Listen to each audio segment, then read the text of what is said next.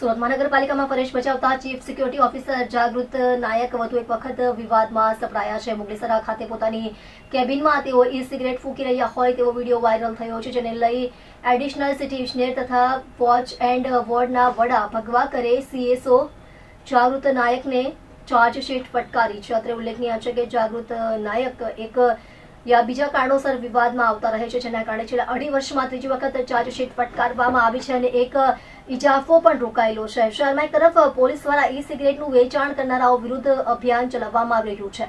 સિગારેટમાં વપરાતી તમાકુના બદલે ઈ સિગારેટમાં નિકોટિન વાપરવામાં આવે છે અને ઈ સિગારેટને ભારતમાં બેન કરવામાં આવી છે, તેમ છતાં ખુલ્લેઆમ તેનું વેચાણ જાહેરમાં થાય છે.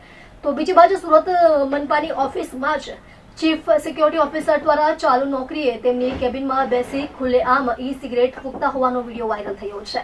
હાલમાં જ તેઓને યુનિયનોની ખાલી થયેલી નીચેની ઓફિસ ફાળવવામાં આવી છે, જેથી મનપાની મુખ્ય કચેરીમાં આવનારા અને જનારા સ્પષ્ટપણે તેમને ઈ સિગારેટ ફૂંકતા જોઈ શકે તેમ છે.